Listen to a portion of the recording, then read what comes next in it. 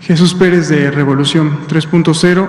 A propósito de tapar baches, ayer trascendió que el Consejo de la Judicatura Federal aprobó entregar las listas de los juzgadores al Senado y así iniciar el proceso de selección y elección para rumbo al 2025. Le pregunto, Presidenta, ¿esto es optimista? ¿Cree que esto podría ser el inicio de una solución a la disputa entre poderes? Y si esto también puede ser resultado de la reunión entre el presidente del Senado, Gerardo Fernández Noroña, y la ministra presidenta Norma Piña, ¿esto abriría la posibilidad de que usted se pueda reunir con la Corte? No me voy a reunir con la Corte. La secretaria de Gobernación, en todo caso, tiene la atribución para reunirse con cualquier poder o a resolver cualquier asunto que tenga que ver con la gobernabilidad de nuestro país. Les voy a decir los hechos y ustedes dan las interpretaciones. En el Consejo de la Judicatura quedó la votación 4-3 por primera vez a favor de que se entreguen las listas. Hubo 3 miembros del Consejo de la Judicatura que votaron en contra de que se entregara la información que constitucionalmente deben de entregar. 2, ayer aceptó la Corte, se llama recursos de inconstitucionalidad o controversias, ¿cómo se dice, ministro?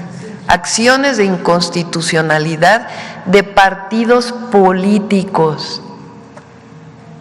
Los partidos políticos no tienen atribución más que en algunos casos electorales de presentar estos recursos. Y a pesar de ello, la Corte los aceptó. Debería de haberlos rechazado, porque no tienen personalidad jurídica los partidos políticos para presentarla. Si hubiera sido el 33% de una Cámara, que es lo que se establece, entonces sí. El argumento que dan es que es por asuntos electorales, porque es un asunto electoral. No tiene que ver este asunto electoral con los partidos políticos. O sea, ellos mismos, fíjense, la elección de jueces, magistrados y ministros aprobada en la Constitución, publicada en el Diario Oficial, porque hoy el Poder Judicial tiene graves problemas de corrupción. Ayer, por ejemplo, aceptaron un amparo otra vez para que no se paguen los impuestos de una empresa que ya saben cuál es. Bueno, ahí está otro caso. Para que se retrase, no más que no se paguen, para que se posponga la resolución. ¿Cuánto lleva ese caso? Y ayer se aceptó ese amparo para que se siga posponiendo. Ahora, el PRI y el PAN presentan esta acción de inconstitucionalidad. ¿Qué tienen que ver los partidos políticos en la elección de jueces, magistrados y ministros? Nada. Ellos mismos quieren, fíjense de qué tamaño es su contradicción. Nosotros dijimos, cuando se presenta la reforma, a ver si me explico con calma para que se entienda. Cuando se presenta la reforma, critican al presidente López Obrador porque dicen que se va a partidizar la elección de jueces, magistrados y ministros. Entonces el presidente López Obrador, la secretaria de Gobernación, Luisa María Alcalde, dice, no tienen nada que ver los partidos, esta es una decisión del pueblo. Va a haber listas, convocatoria, y los partidos políticos tienen prohibido participar. Es una elección directa de la gente, sin los partidos políticos como intermediarios en ese proceso. No es como en las elecciones a presidenta, diputados, senadores, cabildos, presidente municipal, diputados locales, donde participan los partidos políticos. En el caso de jueces, magistrados, ministros de selección, los partidos políticos tienen prohibido participar. Entonces, no es una elección por partidos políticos. Sin embargo, ayer aceptan una acción de inconstitucionalidad de un partido político o de dos partidos políticos.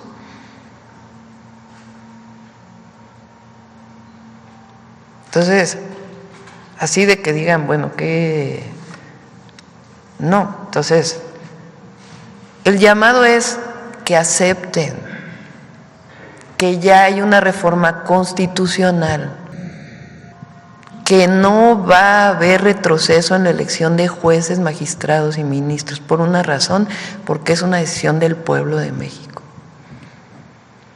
Para seguir hablando bien de la Corte, ayer la segunda sala también aprobó un proyecto del ministro Alberto Pérez Dayán, donde se limitan las facultades de la UIF, particularmente para bloquear cuentas ligadas a la delincuencia organizada. Uno de los interesados, el exgobernador de Tamaulipas, Cabeza de Vaca, fue el que promovió este recurso a través de su abogado. ¿Qué opinión le merece que, por cierto, la ministra Lenia Batres?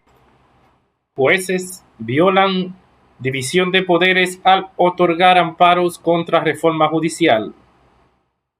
El presidente López Obrador reiteró la necesidad de la reforma judicial a fin de asegurar justicia al pueblo tras décadas de influyentismo y nepotismo. Los amparos otorgados por dos jueces para determinar la discusión, el análisis y la votación en la Cámara de Diputados sobre la iniciativa de la reforma al Poder Judicial violan la división y el equilibrio entre los poderes, afirmó el presidente Andrés Manuel López Obrador.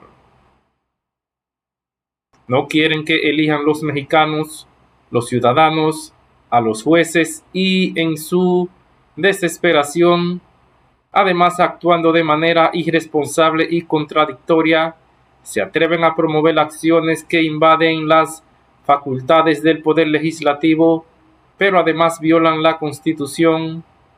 Imagínense el Poder Judicial, que tiene como encargo cuidar el apego estricto a la Constitución, a las leyes, se convierte en el más tenaz violador de la Constitución y de las leyes, expuso López Obrador. En su conferencia de prensa explicó que estas medidas ilegales evitarían que la reforma del Poder Judicial se envíe a los congresos estatales para su votación y aprobación, tal como establece el artículo constitucional 135. Como se trata de una reforma constitucional, no solo se necesita la aprobación de una mayoría calificada en las dos cámaras, sino también se requiere que la mitad más uno de los congresos locales aprueben, pero esta, pues dice, no se envíe a los estados, o sea, pretenden detener el proceso legislativo, acusó López Obrador. En ese sentido, el presidente López Obrador recordó que en la Constitución está establecido que la facultad del Poder Legislativo discutir, aprobar las leyes de ningún otro poder.